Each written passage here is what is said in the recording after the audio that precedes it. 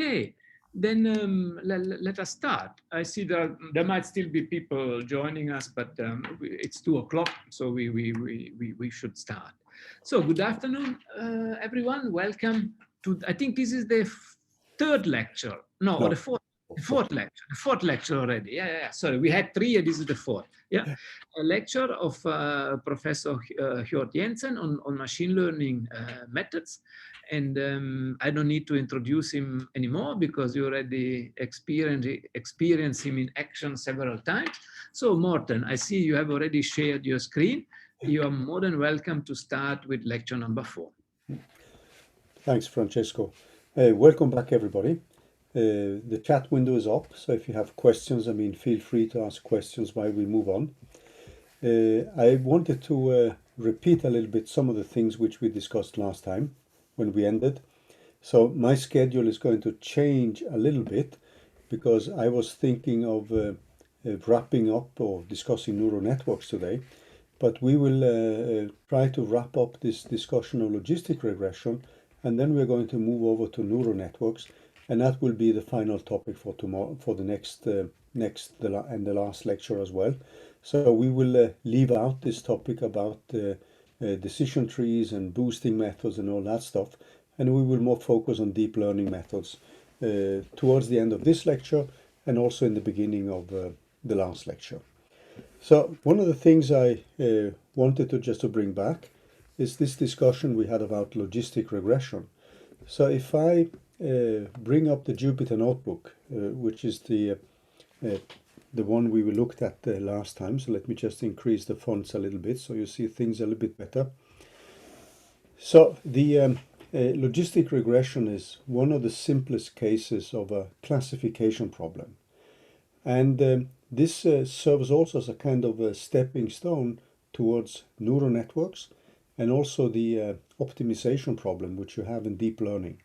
So when we are dealing with machine learning methods, at the heart of every algorithm, what you have is a optimization problem, and that normally means that you have to calculate some gradients, and with these gradients you can then optimize the function you want to find the optimal values for, and with that one you would then with the optimization problem you would then often have to deal with this numerically, because to calculate the expressions for the optimal parameters analytically is something which we can essentially just do for the case of standard linear regression and ridge regression, which we discussed last week. So let me quickly remind you of some of the basics here. So a regression problem, which is the one we looked at last week, is a typical problem where we want to fit a continuous function. Whereas what we have now when we're looking at the classification problem is the problem that we want to deal with discrete values.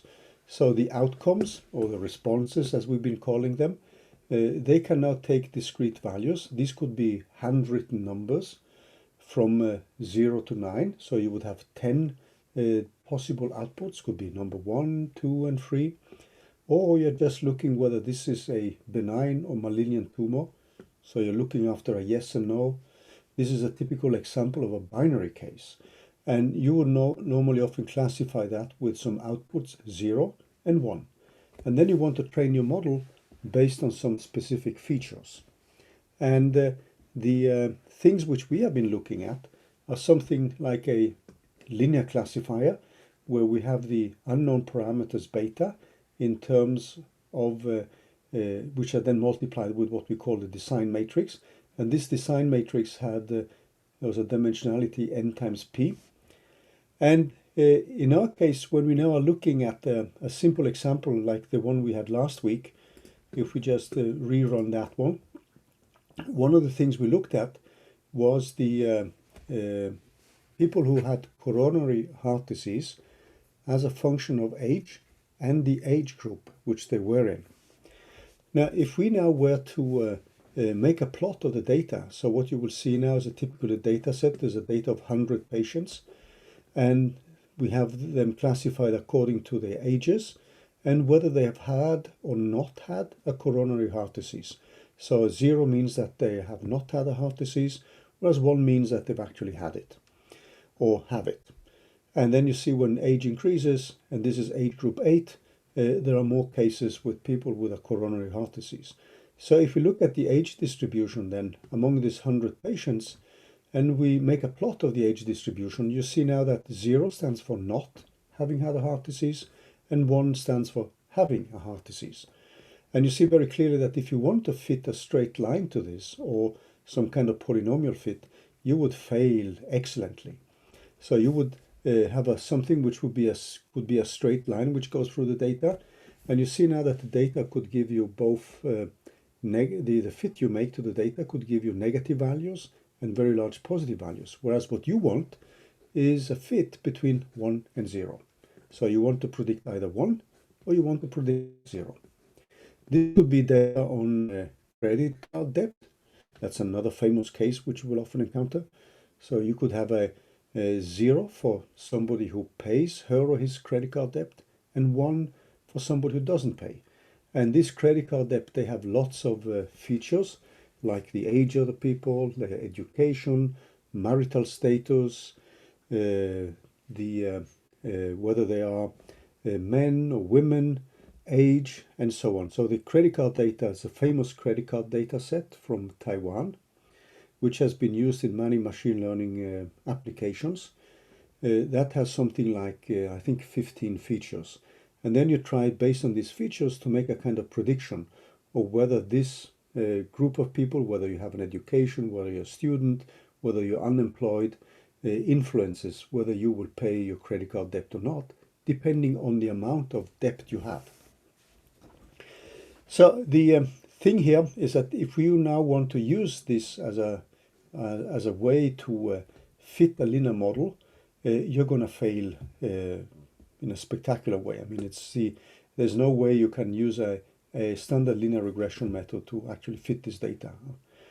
Then one thing you can do is if you plot the mean value for each age group, then you could see now that if you take the mean value, the curve takes a more kind of S-like shape. Actually, these are just straight lines which are drawn between each age group. So we have ages from 20s up to the 60s. So, and these are the different age groups, 1, 2, 3, 4, and so on. But this takes the form of more of an S-shaped function. And one of the functions which is widely used in this kind of data analysis is the so-called logistic function. So what we are going to do now is to replace our model with a probability distribution. And one of the famous probability distributions which is used for these kind of binary cases is a so-called sigmoid model, or the logistic function. And if you now sum up, so this could, for instance, represent the probability for 1, and the other one could be the probability for 0. And if you take the two, if you take 1 minus p of t, you can then define the other probability. And if you sum the two up, it sums up to 1. So this can be interpreted as a probability. And what we want to do then is actually to fit this function here. So what we are going to do now, before we move on, is actually to switch back to the whiteboard and try to draw the connection between logistic regression and the linear regressions which we discussed previous week. And then we are going to derive the equations for logistic regression. And based on that, we have the essential formalism which is needed for the optimization problem.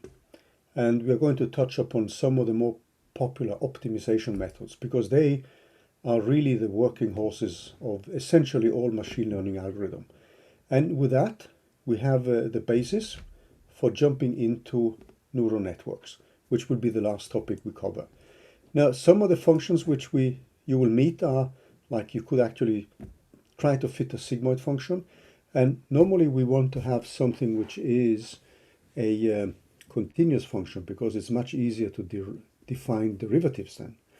But you could have fitted a step function if you want to.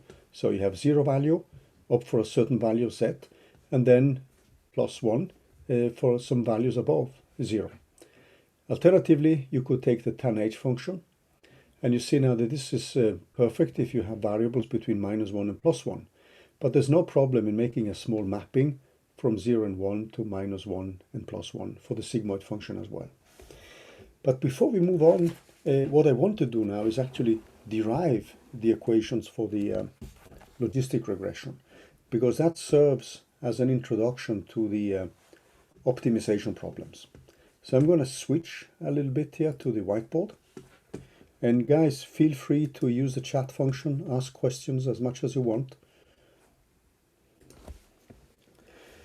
So what we saw now is that what we would like to have, we would like to have some expected value which can take values between, say, 0 and 1.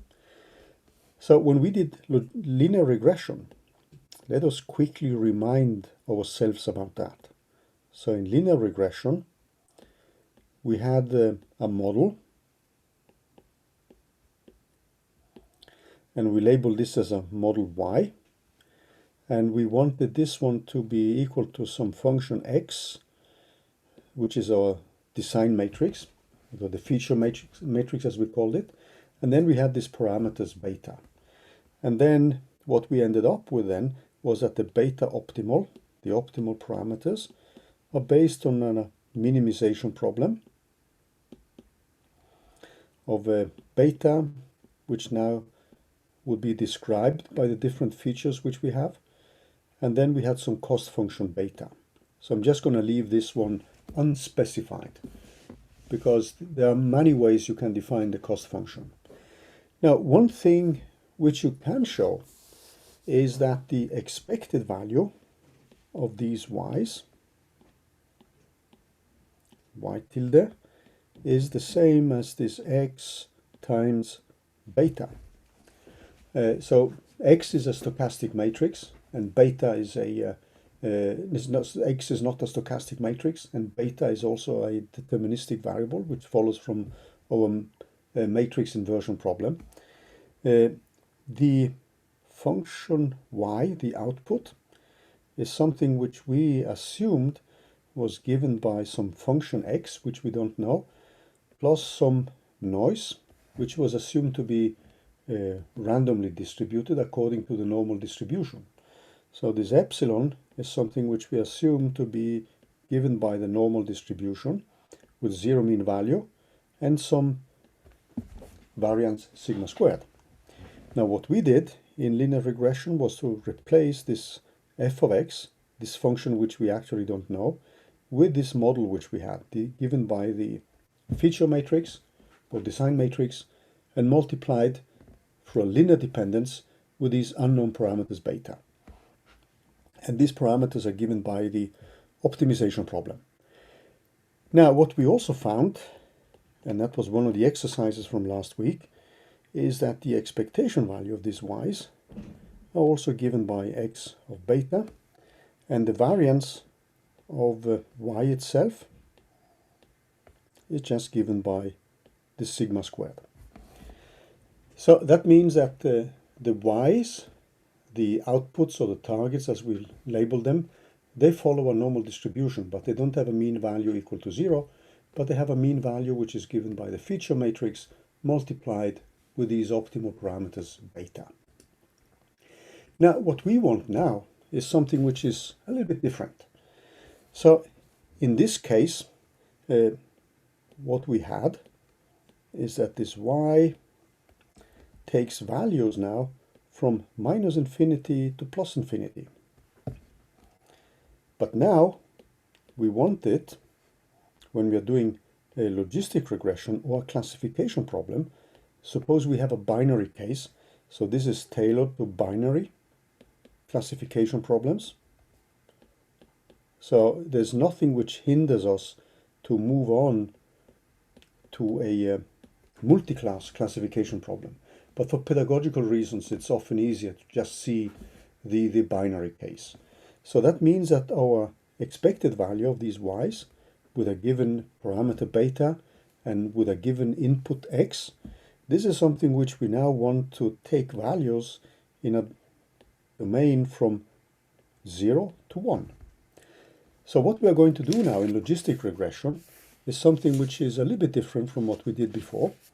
So we are going now to replace this y tilde which is now approximating the function f of x, we are now going to replace with a probability. With a probability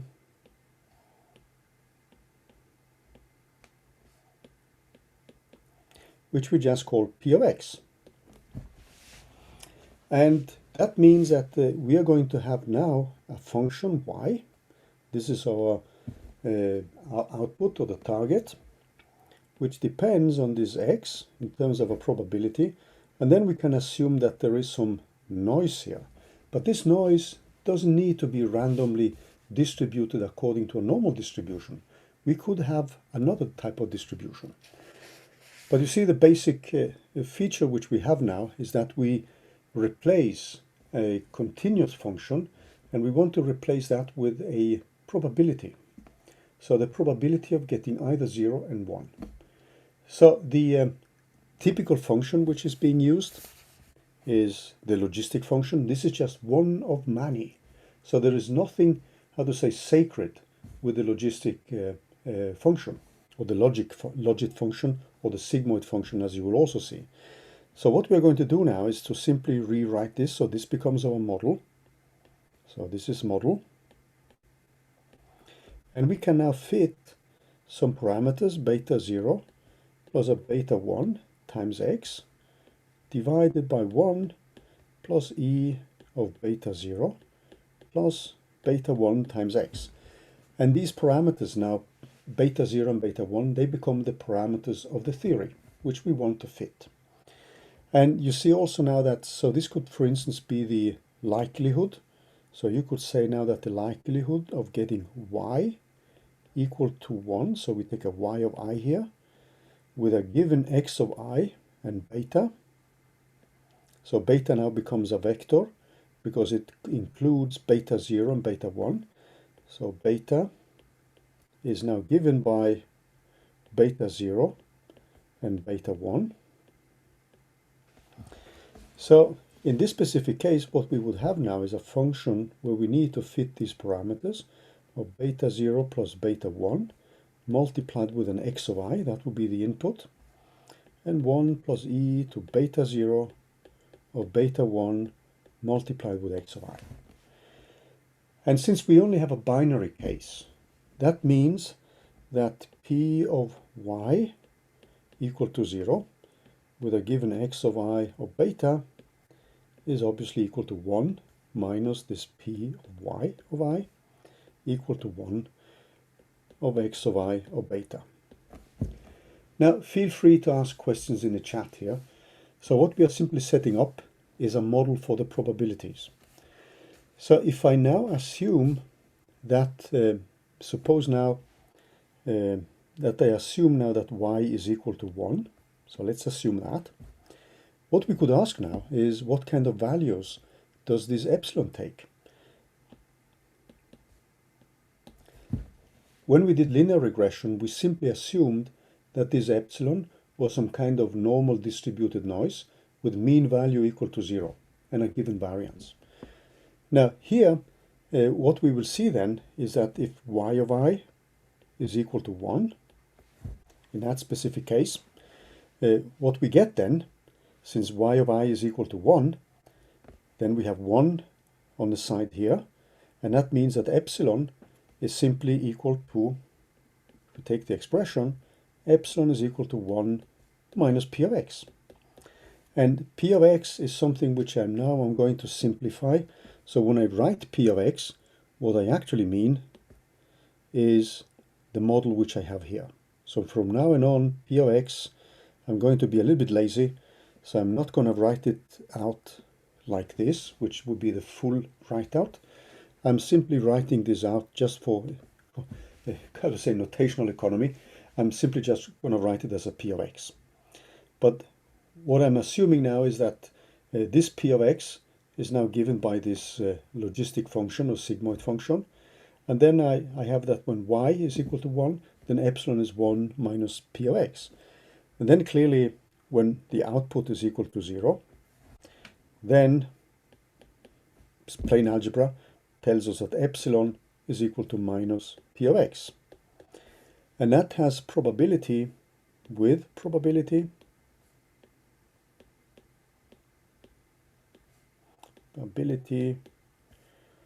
1 minus p of x, and the probability for this one, probability is just p of x. Because when we have y equal to 0, the probability is 1 minus p of x, whereas for the other one it's just p of x. Now what I can do next is to calculate the mean value of this epsilon. So I can do mu of epsilon, and then just since I have the probability, we have two events, so we would have a sum from I equal 1 up to 2.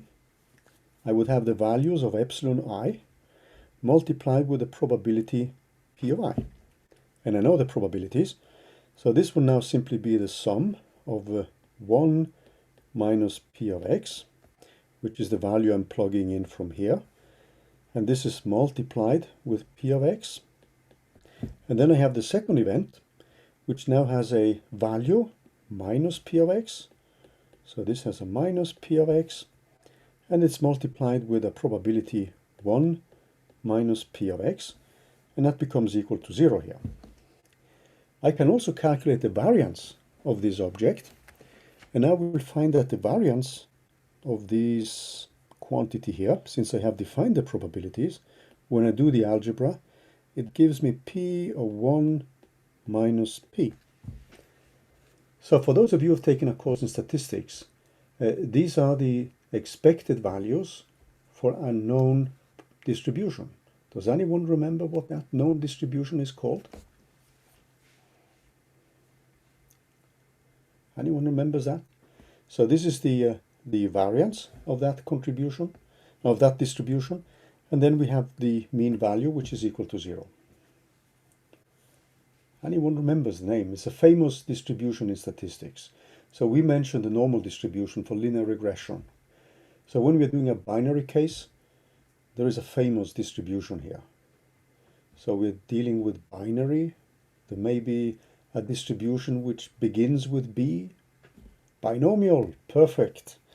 So this means that the epsilons, they follow a binomial distribution. And they take discrete values. So in linear regression, we had a continuous set of variables, but now we have the binomial distribution. So now the question is, how do we actually write a model? So how do we find these parameters? How do we find beta 0 and beta 1? So keep in mind that you're not limited to have just beta 0 and beta 1. You could make a more complicated function. So I'm going to use a kind of shorthand here now. So I'm going to say that y of I equal to 1. Then I have a probability which is given by x of I. And then for the y of I equal to 0, this is going to have a probability which is 1 minus p of x of I. Sometimes you will see this with a given beta. Now we want to find the values of beta. So that means that my probability is something which I want to build up according to a principle which is called the maximum likelihood estimation. Maximum likelihood estimator. Likelihood estimator.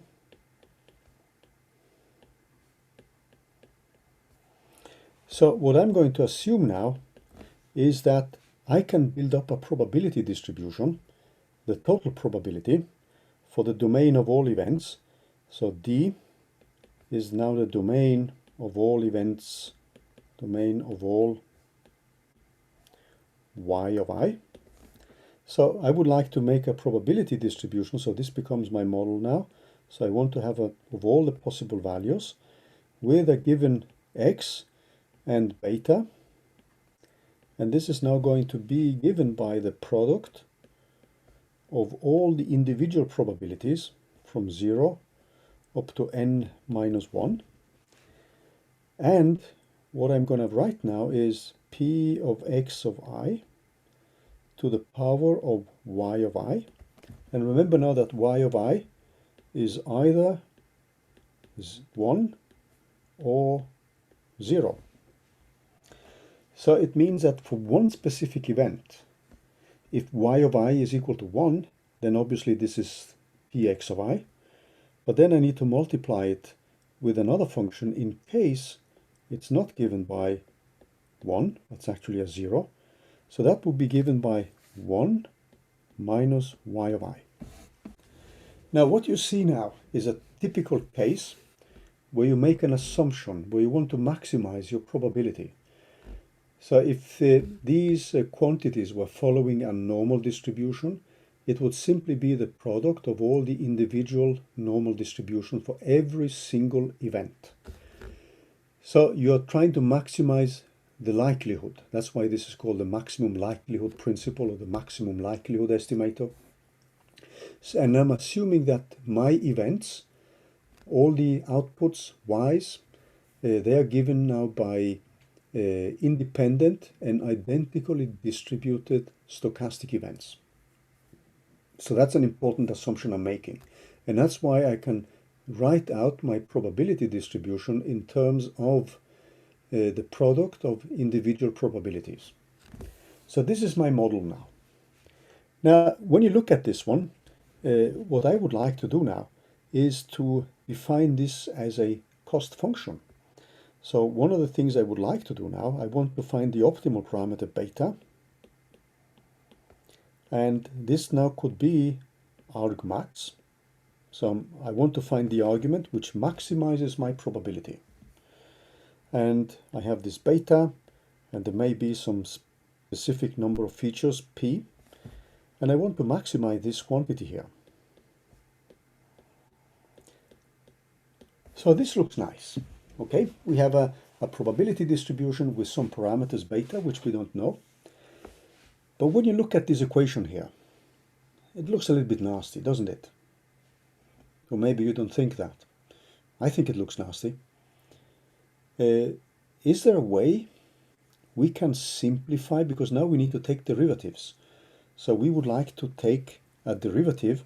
So a typical thing we would like to do is to take a derivative of this quantity p with the domain of all the events of beta of d beta. And this product is a little bit nasty. Do you have any good suggestions for how we could rewrite this function here and obtain something which could be simpler? So remember, now you have a product, and there is a function which, when you have a product of arguments, can be simplified to a sum. Take the log. I love you guys. Fantastic. This is cool. Thanks. So the equivalent statement here for this function here is, instead of taking the product, we take the log. And this is the function we want to either minimize or maximize. So what we are going to do now is to define the cost function. We define a cost function which we simply call a C of beta, and that's going to be given by the log of this probability distribution which we had. So we would have an ln of this quantity p of d of x of beta. Now let me see if you remember some of the mathematics of the log functions. And is there the function itself, is that convex or concave? Does anyone remember that?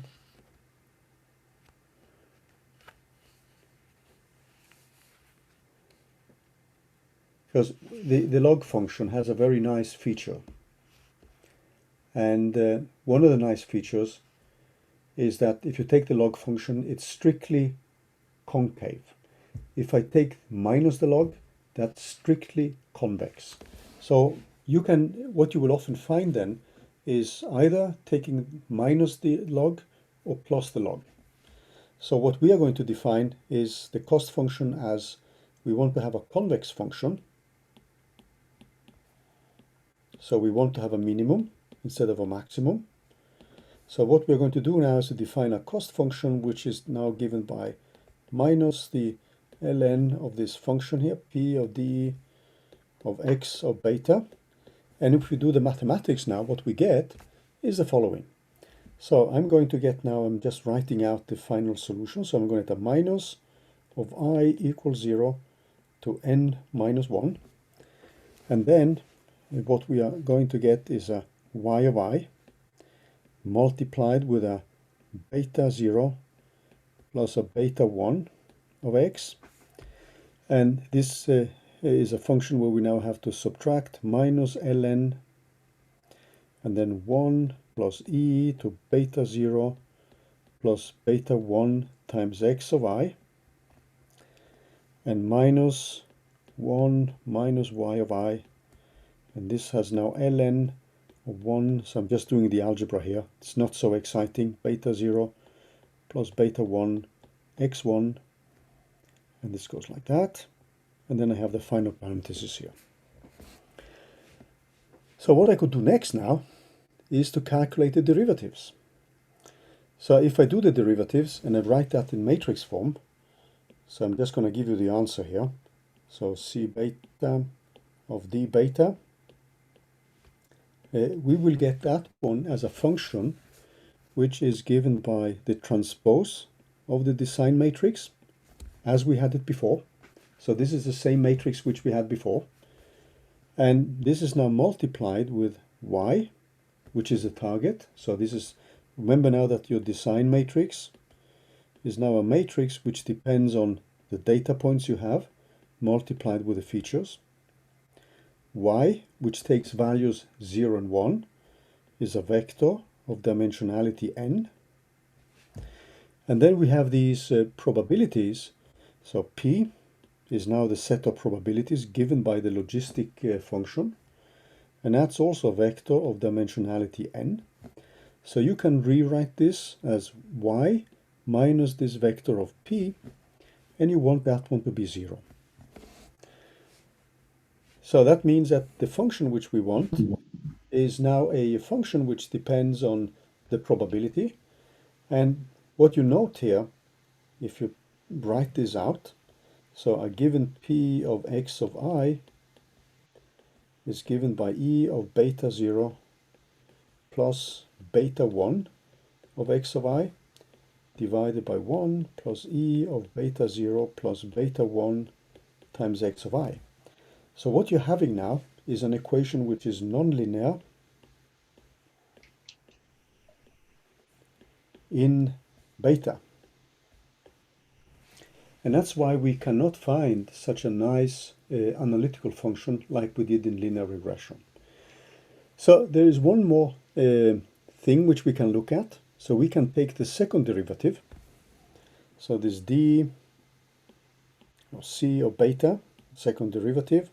So that would now be given by, since this ends up being a scalar, so I have to have the transpose vector. This is something which you can write out in terms of the design matrix we defined last week, multiplied with a new matrix, which has only diagonal elements. And this matrix W, if you then do the algebra, is going to have matrix elements, has diagonal matrix elements only.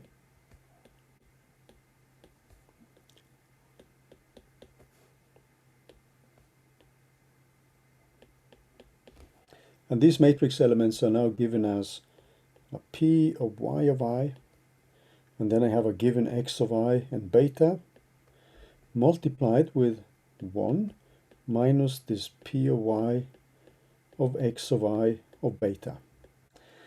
So what I have now is a second derivative, which I can actually show is going to be positive definite. So this is a matrix, keep that in mind. And this matrix has a specific name in the literature, and it's called the Hessian Matrix.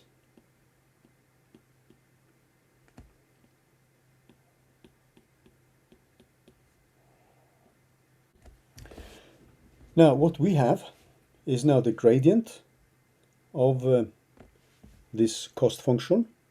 So we have this specific function here, so that's the gradient. So we have an analytical expression for that. But this is now a function which is non-linear in the unknown parameters beta. And then we have also a analytical expression for the second derivative. But this is a matrix which is also given by the probabilities, which then have a non-linear dependence on the unknown parameters beta. So the kind of wisdom we want to extract from this is that we have a non-linear dependence on the unknowns beta, on unknowns. So when we want to optimize a problem on unknown parameters, we have an analytical expression for, with the given parameters, we have an analytical expression for the derivative, and we also have analytical expression for the second derivative. But clearly, if you have something like, if you're doing cancer research, you may then have hundreds of thousands of features. So if you look at this matrix, xt of w times x, that has dimensionality of p times p. And the same happens with the gradient. So the gradient, so we have a matrix here which now has dimensionality p times n, multiplied with vectors which have dimensionality n. So it means that the gradient, so this is a second derivative, but then we know that the gradient, cb c beta, has dimensionality of p. So the kind of problems you could solve would be problems with this method if you want to attack directly the matrix times vector problem which you have here. That would be matrices of smaller sizes than those which you typically can handle with direct methods. It means that if you now are looking at a typical cancer research case where you want to look at the DNA of a given set of patients, you may have hundreds of thousands of features, which means that the matrix, this Hessian matrix, and also the gradient, they would have huge dimensionalities. Now, I said that we have a non-linear set of equations. And I've seen from the way you guys answer in the chat here that you are pretty savvy when it comes to your knowledge of mathematics. So in linear regression, when we did ordinary least squares and ridge regression, we had an analytical expression for the parameters. So if you look at the equations which we have here, so this matrix, the Hessian matrix, is a matrix which is positive definite. We can show that, and basically in all cases you end up with doing logistic regression, it's going to be that. And that means that this is a convex problem, so there should be a well-defined minimum. But if you now look at what we have, so we have a non-linear dependence. I said that you cannot find analytical solutions. So how would you proceed to find the optimal parameters beta if you have a non-linear dependence on the parameters beta? So the hint is that you cannot solve this analytically, except perhaps for some very, very simple cases. Is there a numerical method you would like to propose which we could use to solve this kind of problem? There's a famous method, after actually a famous physicist. So gradient descent is the method. Newton. Fantastic. Newton-Raphson. Exactly. Wow. I mean, you guys are wizards here, eh? You don't need me. So Newton-Raphson, and then Newton-Raphson is actually going to lead to gradient descent, as also somebody wrote in the chat here. But let's spell out Newton-Raphson. And since you guys seem to be pretty savvy on these things, I guess you won't be intimidated if I don't derive it. You will actually find the derivation in my slides. So if you go to the Jupyter notebook, which we were looking at previously, you will find the derivation of it. But then the thing which we end up with is now to solve this in an iterative solver, with an iterative solver. So we need an iterative solution.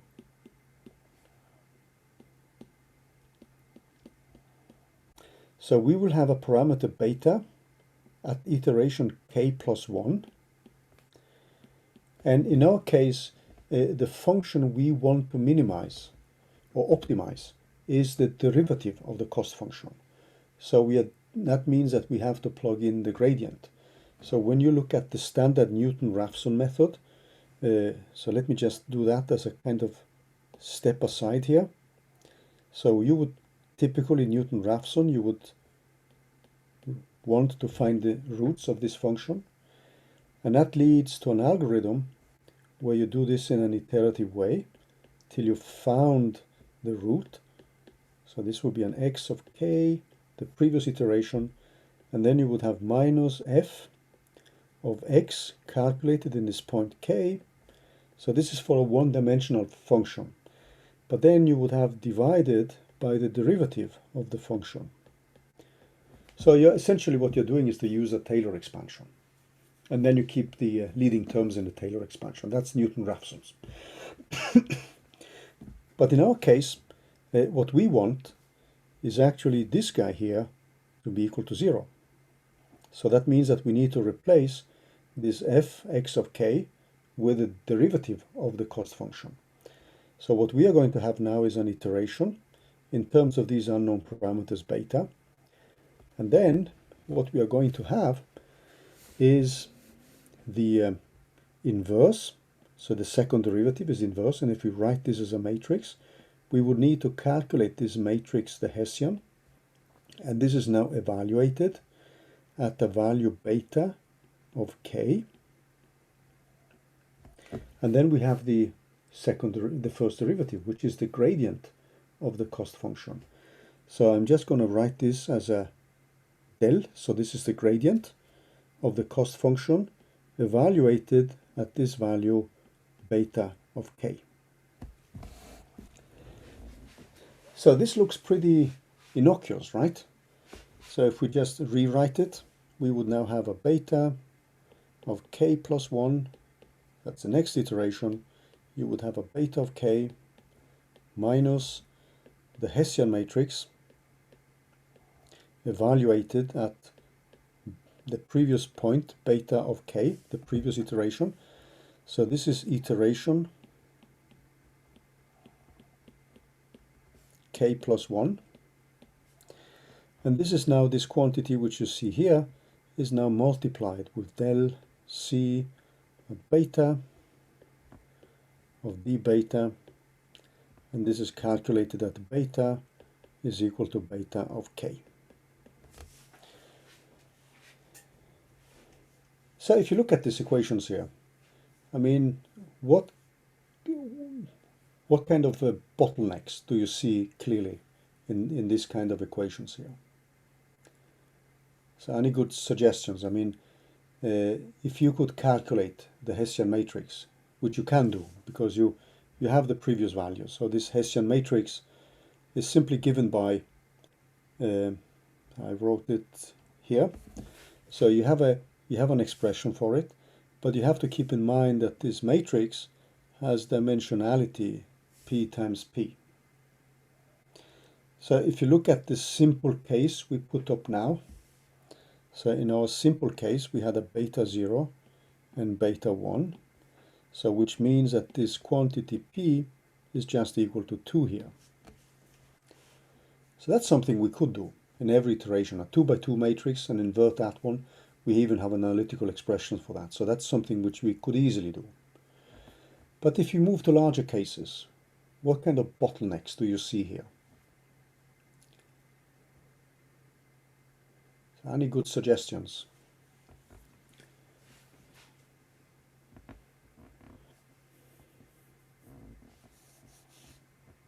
Anyone who sees where we can have very clear bottlenecks in the calculations of these equations? I mentioned it partly before.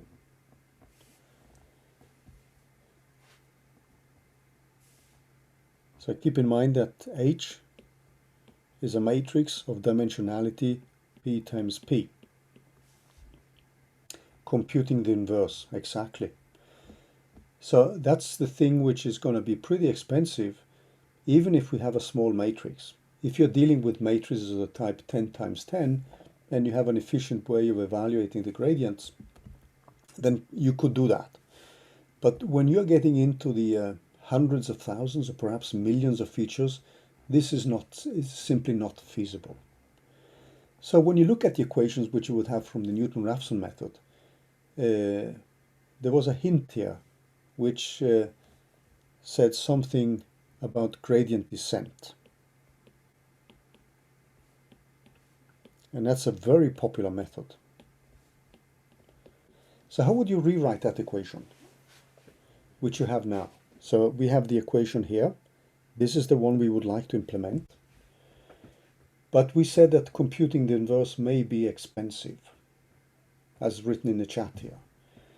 So what could we do then, if this becomes almost impossible? So let's write up the equation here. So we want to have a beta of k plus 1.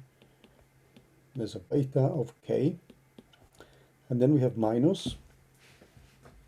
So what could we put in there? Suppose we want to keep this dc beta, the gradient.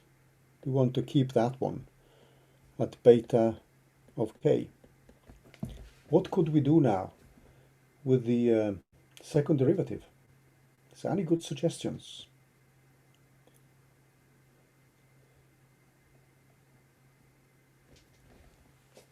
Before we take a small break here.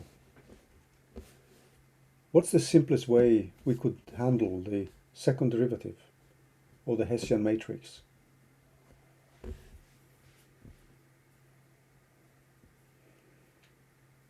Any good suggestions? Don't be timid, because I mean the suggestion which we end up with is a very bold approximation. So if we don't know the value of something, what could we replace it with?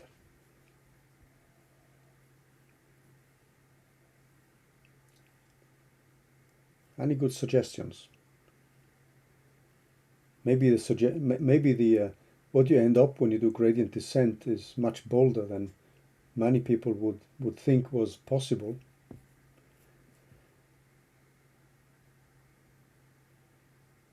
Any good suggestion, guys?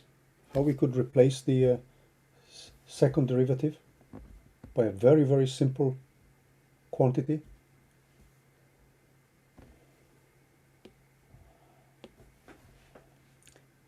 What if I place a constant?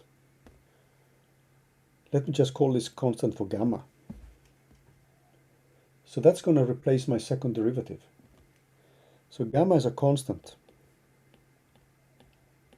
And that means I have to fine-tune it in order to find the optimal parameters. So constant, and it has a name. It's normally called, in the machine learning literature, it's called the learning rate. So that becomes an additional parameters in your theory. Like we had the hyperparameter, lambda, which we discussed in connection with ridge and lasso regression, you now get a new parameter. And then you would typically tune that one, and you would search for the one which gives you the best mean squared error, or the one which gives you the best prediction for a specific model. So gamma could now take values, for instance, from 10 to the minus 5, could be 10 to the minus 4. So you would simply try out different values, and perhaps you even go to 10 to the minus 2. If you make it too large, then you may jump away from the minimum. And if you make it too small, you will barely move in an iteration. So the value of this parameter gamma, that becomes one of the parameters of the theory now. And this leads to tons of ways to estimate this gamma. So one is like I wrote here, with just setting up values for gamma and run the calculation and pick the one which gives you the best model, the one which makes the best prediction. Alternatively, you could now do some optimization. So you could have a kind of guided value for this gamma. So one thing which is often done are something called Quasi-Newton methods, where you have an estimation for the Hessian matrix, and then you have an intelligent guess for the parameters gamma. Or when we come to the evaluation of the gradient, this in itself, you can calculate, if you have a huge number of features, clearly to calculate the gradient becomes expensive. So sometimes you would like to reduce that dimensionality as well by calculating it in a stochastic way. So that leads to stochastic gradient descent methods, which we will discuss after the break. So now we have set the scene for motivating so-called gradient descent methods. And in machine learning, since you're going to parameterize a multi-dimensional function, it's very unlikely that you will ever calculate the second derivative. It's cheaper from a computational point of view to deal with a parameter. And this learning rate becomes a parameter in your theory. And we are going to make some simple explorations after the break. So I would propose we take another break now and we just meet back at be 3 o'clock. But guys, you should feel free to ask questions in the chat if something is unclear. But I hope you see the basic things we need to deal with now.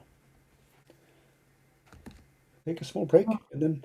Very much. Then we meet again at 3. Yeah. Oh, that's a suggestion. Perfect. Then we have time for a coffee or a tea or something. Yeah? Yes. Perfect. Fantastic. Thank you very much. Feel free, guys, to ask questions or unmute yourself or use the chat. I mean, it's up to you which optionality you want to use.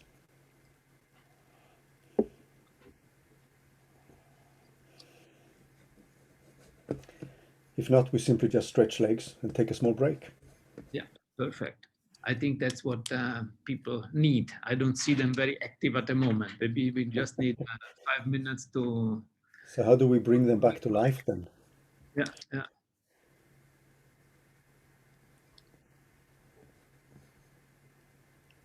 Okay. I think I will follow your recommendation, Morten, and go for a coffee. Yeah, I'm going to do the same thing actually.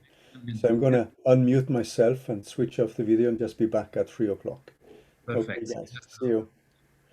Hey, offer a prize to invigorate them. That's a suggestion here. Eh? The book prize is always on, so please ask questions. We will announce the winner of the lecture later. Yeah.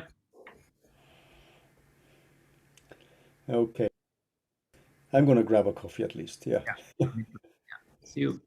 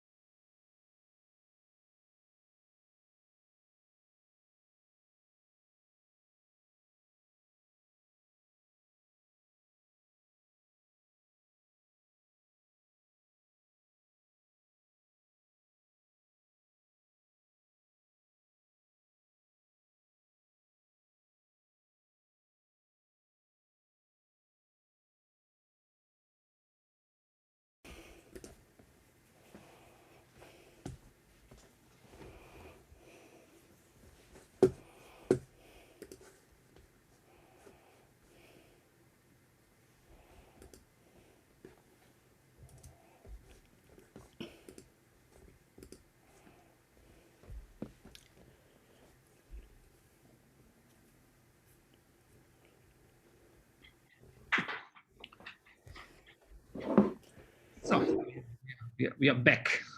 Yes.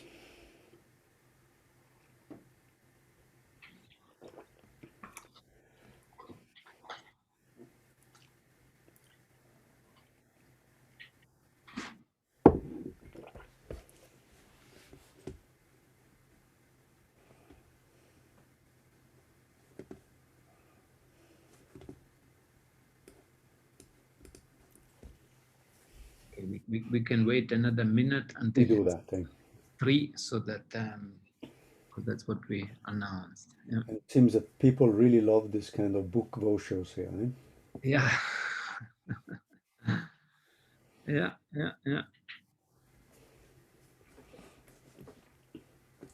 Yeah, they were active in some of the questions here. Eh? Yeah, but Good answers. you will have to decide which one is the best question, Morten. Or the best answer here. Eh? Or the best answer. Yeah. What? Yeah. It's in your hands. Yeah, okay.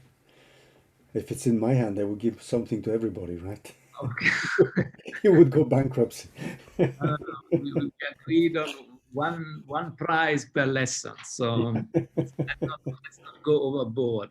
Yeah.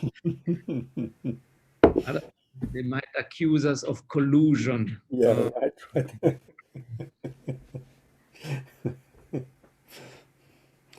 It's always easy to promise things when other people pay, right?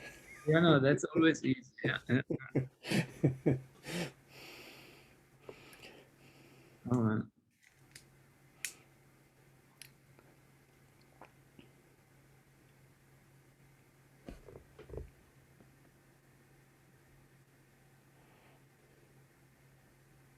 okay, it's 3, Morten. So I think we Yeah. allowed to start again. Yeah. So if So you are ready. Yeah. Welcome back, folks, and thanks again for your patience here.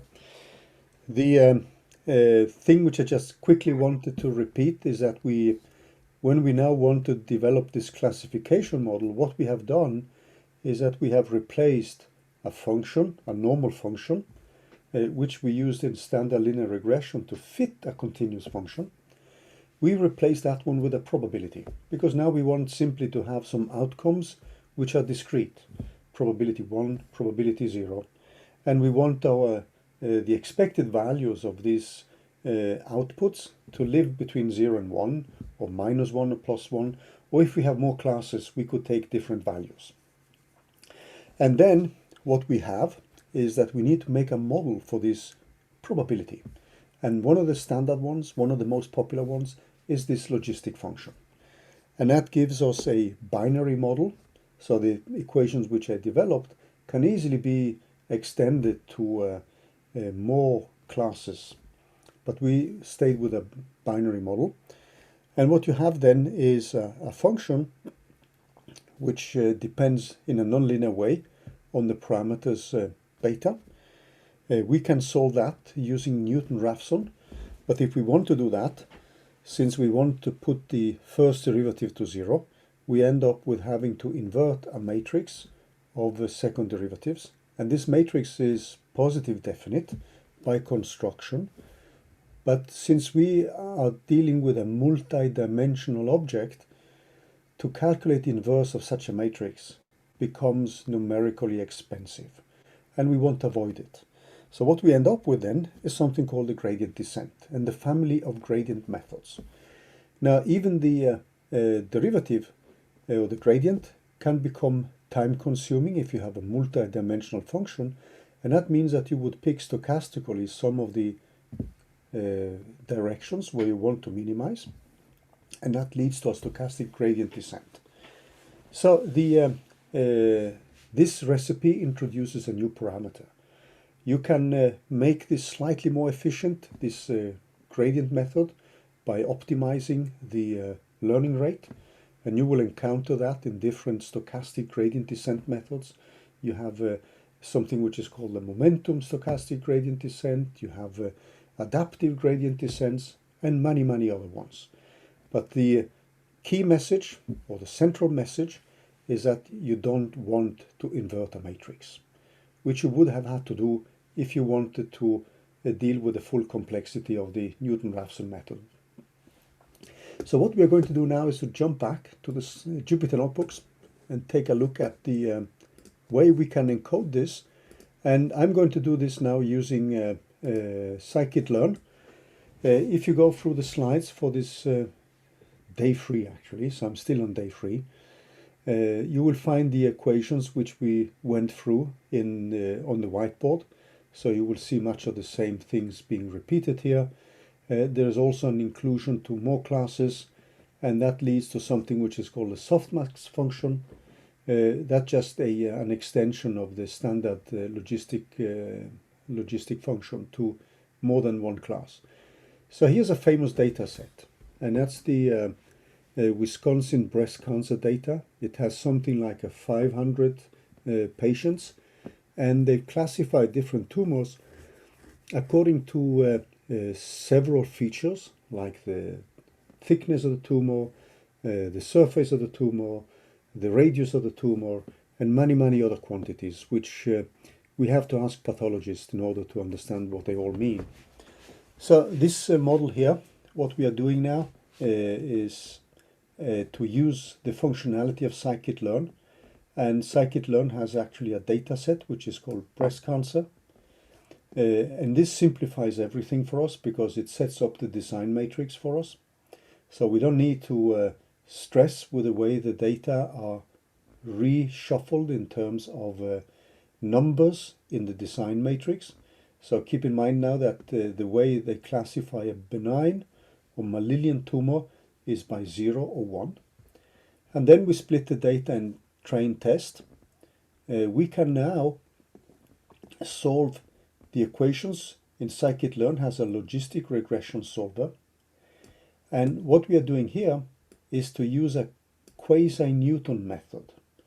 Because in this case you have 30 features, and this Quasi-Newton method, so the L stands for, it says Broyden, Fletcher, and then I always forget the G and the S and the L. So Broyden was one of the authors, Fletcher's one of the other one, and I don't remember all the other ones. But this is a method which approximates by a Quasi-Newton method. It makes an approximation of the Hessian matrix.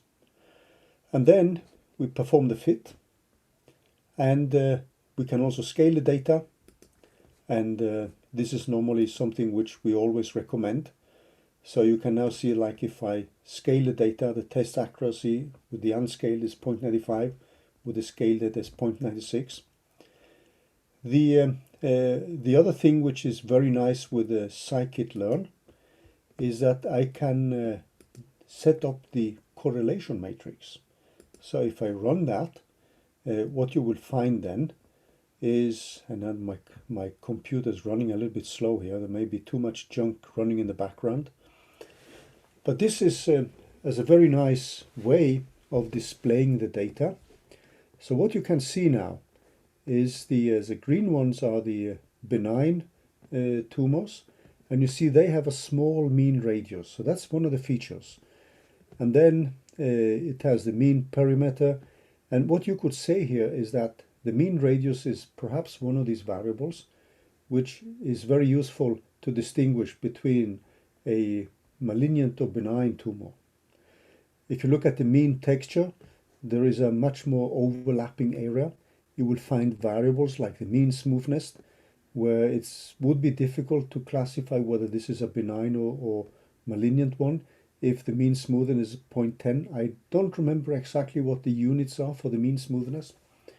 So this is something which, again, you would have to be more an expert in pathology to understand what they all mean. And then you will see that there are other features like the mean concave points, which clearly distinguish between a benign and malignant.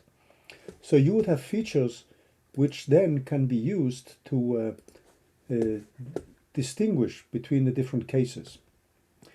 Yeah, that's the so one of the things, this is a very good question. Now, in this specific case, you could have, with all the features, you could have some multiple minima. And that's one of the problems you have to live with when you use many of these gradient methods. I'm coming back to that. So there's never a guarantee that you will be stuck in a local minima. When you're dealing with neural networks, on the other hand, that is less important. It's less important because in neural networks, you're using something which is called the backpropagation algorithm, and you don't want your training to stop due to vanishing gradients. So the cost function disappearing, or the derivative of the cost function disappearing, may be something unwanted for some of the methods. But in this case, you can get stuck in a local minima. But normally, for cases like this one, you often have a pretty nice convex function. But since you have many variables, you could be stuck in a local minima. These are things which you have to check, actually. But this is a very nice way of displaying the data. And then you can also set up the so-called correlation function. And the correlation function is 1 along the diagonals. So it's actually your covariance divided with the variance. So it has to be 1 along the diagonal. And then you could try to find quantities which are strongly correlated. So what you see here is that the mean, so if you go down a little bit, so the mean radius here is strongly correlated with the mean perimeter, which sounds obvious. It's also strongly correlated with the mean area, which also sounds obvious. And then it's less correlated with some other quantities, whereas it would actually be correlated strongly with, let's see, 1, 2, 3, 4, 5, 6, 7, 8. 2, 3, 4, 5, 6, 7, 8 mean concave points. I'm not sure what all these things mean. But what you see now is that like in the first plot, you display the overlap of benign and malignant tumors. Whereas when you look at the correlation function, you can actually see which features are strongly correlated or not. And scikit-learn has a lot of nice functionality here. There are other ways you can plot the data and display the data here. So again, we are doing rerunning the fit, but now we are using logistic regression. We are also including cross-validation here. So that means that we want to find the best possible test score. And there are specific ways by which you can display the data. So one is the accuracy. And the accuracy is a variable which is simply given by the number of outputs which you have classified correctly. So if you have 100 ones and you predict 100 ones, then your accuracy is equal to 1. If you have 95 of the hundreds which are predicted correctly, your accuracy would be 0.95, and so on. So it's simply the sum of the correctly classified divided by the total number of events. And there are ways by which we can present the data. So one is the confusion matrix, and then there's something which is also called the ROC curve. There's also the cumulative gain. So if we run this by using the metrics package in scikit-learn, you can visualize immediately your results. So you see now that you have the so-called confusion matrix here. So this would now be the confusion matrix. The first one is the true positive ones. The second one is the true false, so that would be a false alarm. And then you have the true negative, no, the false negative, and then you would also have that as a false alarm, and then you have the true false. So in our case, what we have now is that the true positive would be a benign. So you could define that as your benign. And then the other one would be your malignant case. So you see in this case, I mean, some of them may have a slightly lower percentage. The average one is 96. That could be due to the fact that you may have more benign cases than malignant cases. There's also something which you will find, which is called the ROC curves. So the ROC curves is something which is defined as the true positive rate divided by the false positive rate. So I'm going to bring up a definition here of the ROC curve so that you can see, because there are many, this is called receiver operating characteristics. And as you can see from here, there are many terminologies here. So it plots the true positive rate, and the true positive rate is now given as the number of true positives divided by the number of true positives plus false negative. And what it does then, it's a kind of diagnostics. So by plotting that one at various threshold settings, it gives you a sensitivity or probability detection of the model itself. So you see now true positive is the same as a hit. You could define that as your tumor being benign. You have a true negative, correct rejection, or malignant in our case. We are dealing with binary cases. And then you have true false positive and false negative. And as you see here, you can make many, many different types of measures. And some of the more used ones are the confusion matrix, obviously, so that says a lot. Also these ROC curves, but also the cumulative gains, which simply tells you the number of samples you need, the percentage of samples which you need in order to make a correct prediction of the first class, which is the benign tumor, and the second class, which is the malignant tumor. So these are ways by which you can display your data. Any questions so far? You see now by this simple example here, and using scikit-learn, you have all this functionality baked in. So if you made a cross-validation and then you found the optimal model which you have, so this has 10 folds as you can see, you're dealing with the scale data.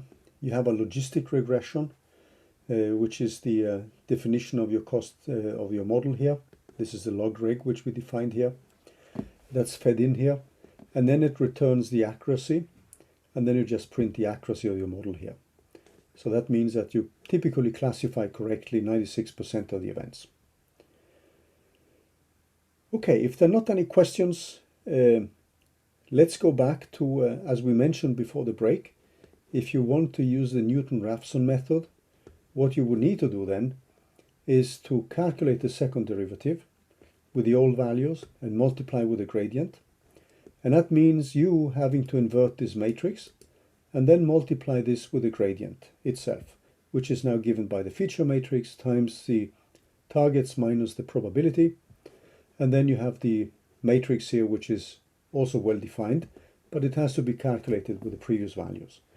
And as we said before the break, this is time consuming and it's sometimes not feasible if you have huge dimensionalities. So that means that normally what is done is that we replace the second derivative with a parameter. And that leads to the standard gradient descent. So what you will see in the slides here are actually derivations of Newton's method, but the standard approach is now simply to replace everything with a learning rate.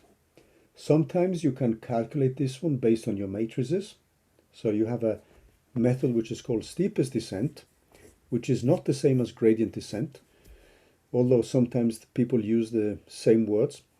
But the steepest descent is a method where you can calculate this gamma of k based on your Hessian matrix, which you don't want to do. The thing which we end up doing is to simply set up a parameter. So I'm going to go down to some of the things which we discussed last time, and we are going to not discuss these methods, so there's more material in the slides than you need to look at. But if you go back to one of the first exercises we had last week, so what we did last week was to fit a model like this. So we see now that we have a random number which is distributed according to a normal distribution. And then we have the y's here, which also have some additional normal noise here. And what we want to do now, we could now replace the gradient, which we calculated in our previous case by simply inverting a matrix. We actually never calculated the gradient. We are going to have a function which is now given by a beta 0 plus beta 1 times x. So this is a standard linear regression case. And this is more meant to demonstrate what is going on here. This is the model we want to fit. And we know then that the feature matrix, since we have only two variables, we have the intercept and then we have the parameter beta 1. This means that the feature matrix is just given by this, if we have 100 points, 100 by 2 matrix. Then the cost function is given by this quantity here. It's pretty easy to set up with only these two parameters. And we can also calculate the derivative of that quantity. So when we now implement a gradient descent method, we need to be a little bit more careful. We need the constants in front of the derivative. Because when we inverted the matrix, we actually multiplied away these constants. But now we need the explicit expression for the gradient. So if we take the gradient for the beta 0 parameter, we take the derivative with respect to beta 0. That's the first line you see here.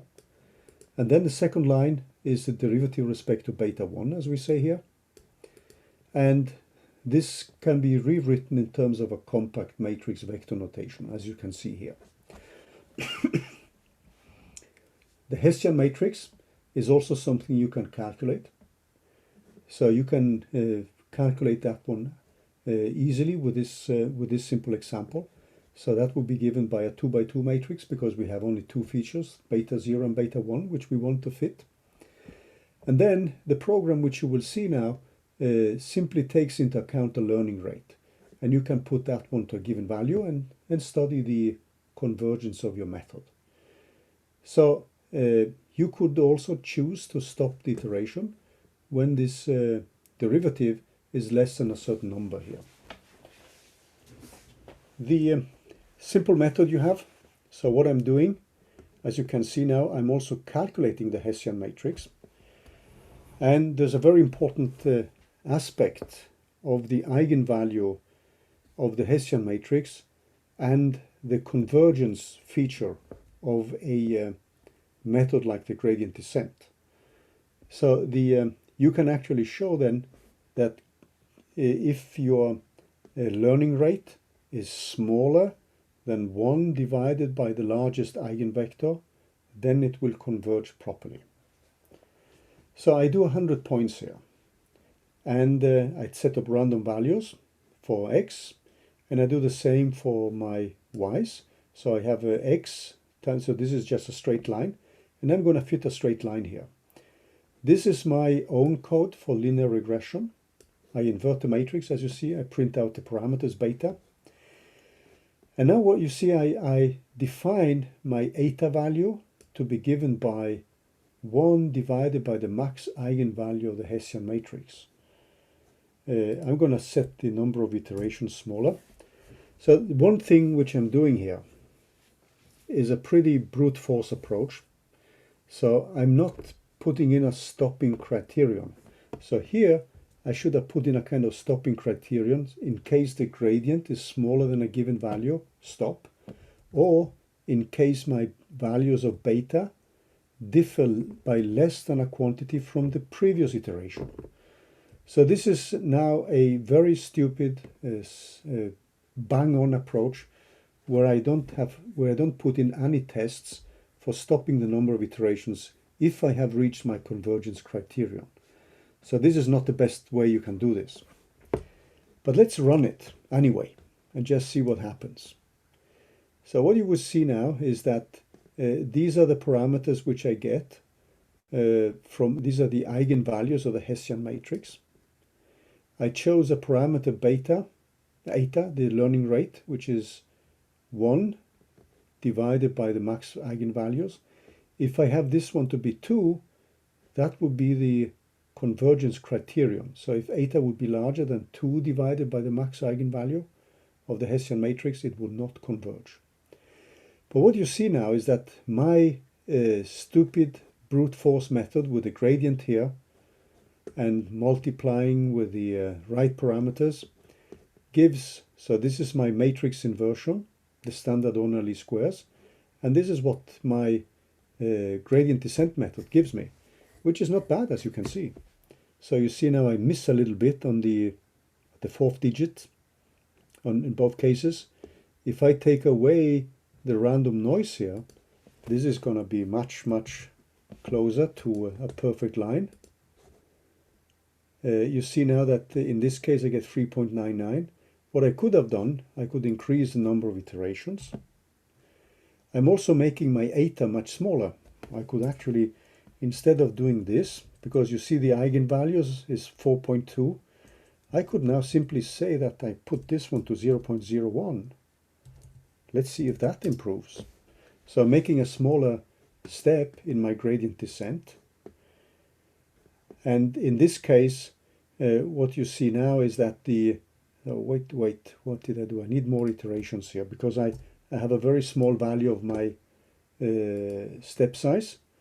And you see now I'm getting closer. If I increase my step size, so let's do that. Then I'm getting closer again, but I need more iterations to get closer. So one of the things you see is that my gradient descent method is a method which is very sensitive to the step size which I've chosen, the number of iterations which I have. So if I let this run for 1,000 iterations, let's see what happens then. Then we are just perfectly there, right? So I have 4, 4, and 3. So that's a perfect fit, but now I did 1,000 iterations. So if I increase or decrease number of iterations, I can still keep this one the size I want, and let's see what happens then. And in this case, my iteration hasn't converged, and you see that my iterative result differs a lot from the exact value. So I can replace this one. Let's see what happens if I do that with just 100 iterations. You see now that it's getting closer. I'm having an eta which is now tuned to the maximum eigenvalue.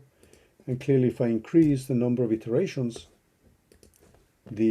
I'm getting a perfect fit here. So what you see from this simple example is the following. The results are sensitive to the learning rate. In this bang-on example which I have, there is no kind of intelligent testing. There is no kind of you finding a more fine-tuned learning rate, except me being guided by the eigenvalues of the Hessian matrix. The Hessian matrix itself, in this case, is just a 2x2 matrix, so that's pretty easy to set up. But what you see now is that you're very sensitive to the learning rate and the number of iterations. And this leads to a whole family of gradient methods. Another thing which you also notice is that in my case, I have 100 points, and my gradient is now looping over all the points or the dimensionality of the matrix. So if I increase my matrix here, this is going to be more time consuming. So now it's running, and there it went through.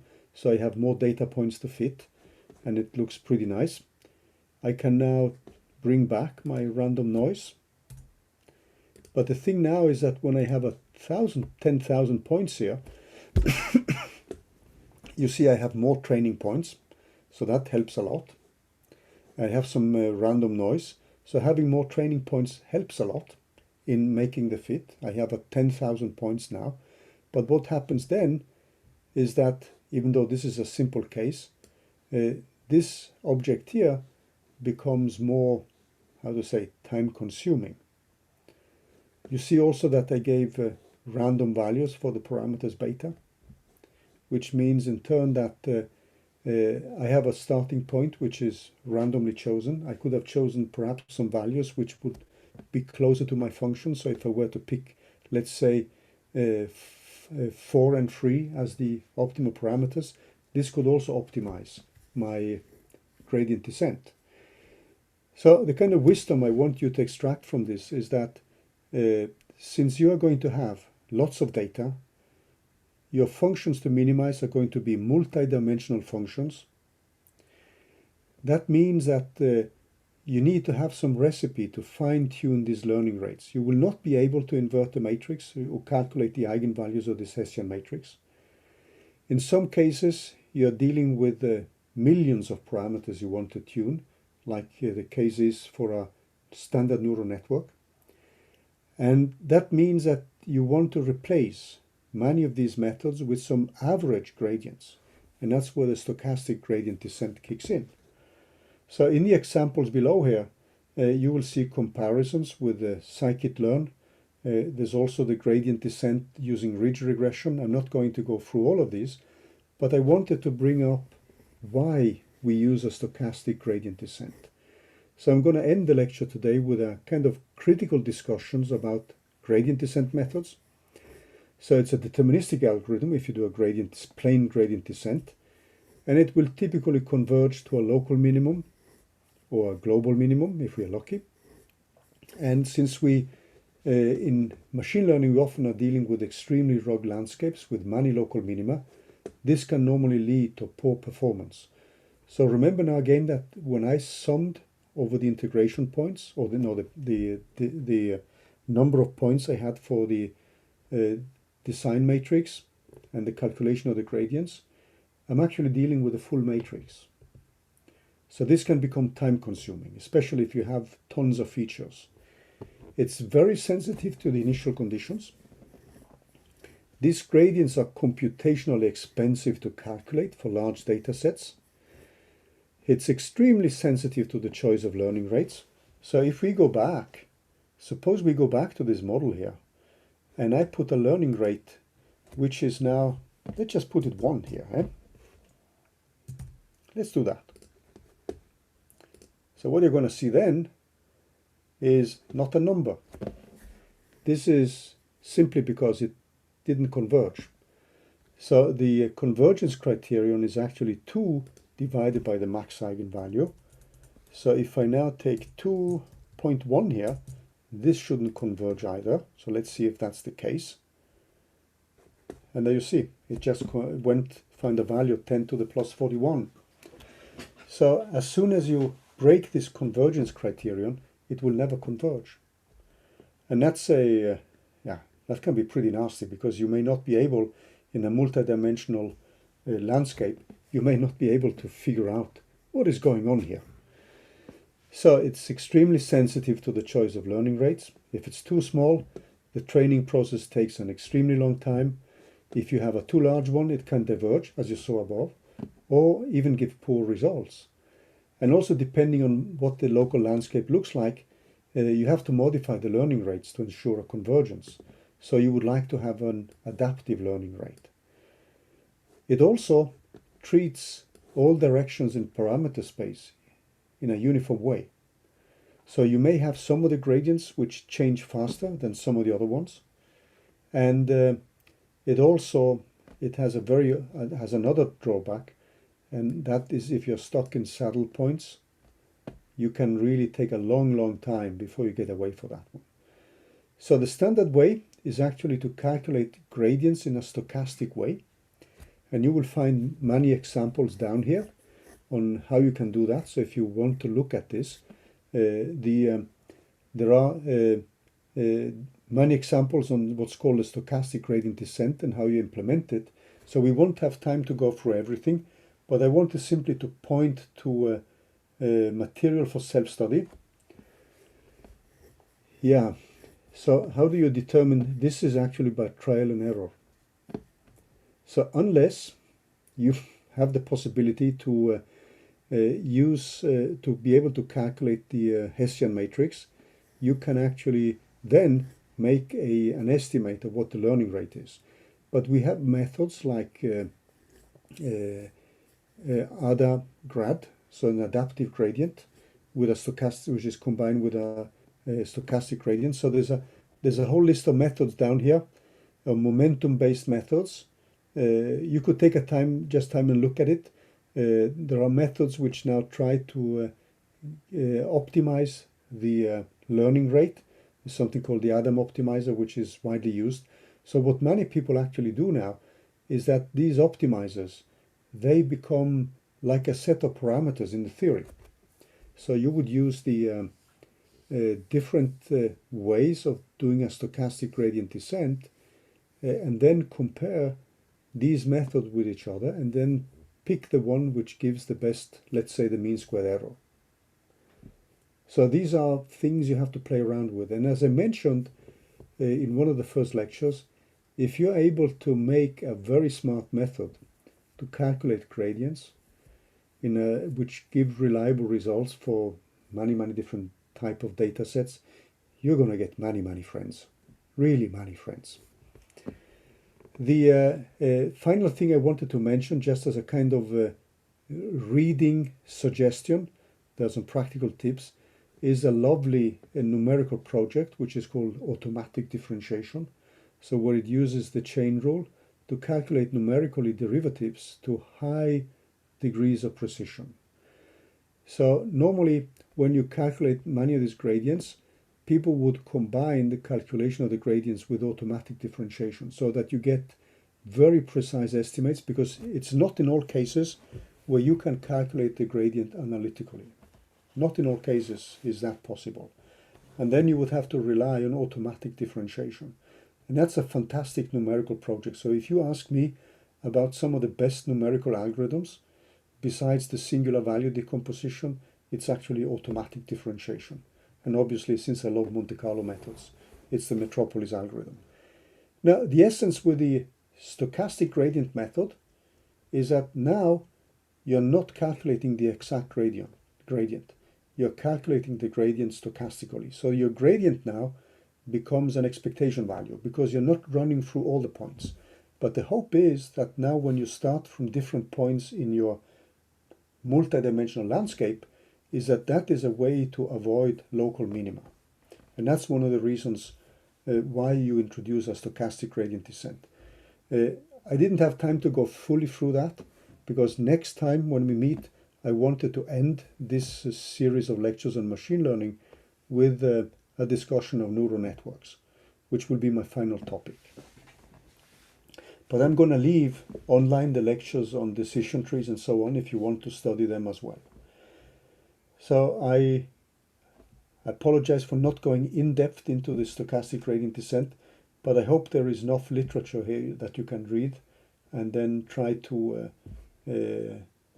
deepen your insights about these methods. So I'm going to stop here, guys. Okay, Morten, thank you very much for guiding us very nicely through the jungle of machine learning. Thank you very much. I don't know if the participants have, I know there was an active chat. If there are any further questions, or whether, since we already went a little bit over time, people are tired and want just to play around with the Jupyter notebooks on their own. But Morten, one thing you have still to do is to select the best question of the afternoon, so that I can stick to my word. Yeah. So there were not so many questions this time. And I think we already given a book to David, right? Haven't we? Possibly. I don't remember. Yeah, but no reason to double up. If but they're two good questions. Why don't we give two books now? So we have, what about Koketso here, who has the, what if the cost function has multiple minima? That's an important question. But also the one raised by David here is also a good question. Okay, perfect. Then So we have a deal. I want to ask then David and Koketso to quickly put their email in the chat, so that it's easier for me to organize. Yeah.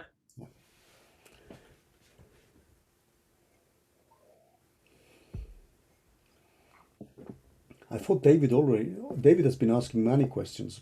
So I thought we already given him a book, right? But yeah, it's all right. If it's okay, we'll make a plan. Yeah. Perfect. Thank you very much. I just quickly write down. Thanks for the question, folks. I mean, I appreciate that. It's a little bit kind of how to say. It's a little bit because everybody wants to jump into the exciting stuff, and people get a little bit disappointed when they realize that there is a lot of fiddling with optimization methods, and that makes the field of machine learning, I mean, perhaps look a little bit less elegant. But for us, and many of you who actually may end up using these methods, it's very important to know where the bottlenecks are. And making improvements in the gradient descent methods is a huge issue, and it's a large research issue in machine learning. And in that connection, I actually wanted to point you guys to a paper by Francesco's co-author on this book on quantum machine learning, or Maria Schult, where they've been looking at analytical expressions for gradients using quantum machine learning. And there's a recent paper in the Physical Review A, which I recommend reading. So this is it's a very, very active research field. And if you make progress here, you saw the dimensionality problems which you face, if you can make some progress there, really, I mean it, you're going to get many, many new friends. And you may be even invited, not to parties, but to conferences. Yeah, thank you, Morten, for the advert. Okay. Yeah, no, then thank you very much, everyone, and in particular Morten, for another very exciting lecture. And I think we will see you, Morten, again on Thursday. In this setting. Yeah, perfect. Fantastic. Then have a good evening or a good afternoon and evening, everyone. And we will be back in action tomorrow morning at 9. And the first lecture will be about genomics again. Yeah, perfect. Thank you very much. Thank you, Morten. Have a good evening. We will see you on Thursday then. Yeah. See you. Bye. Bye-bye. Cheers. All the best.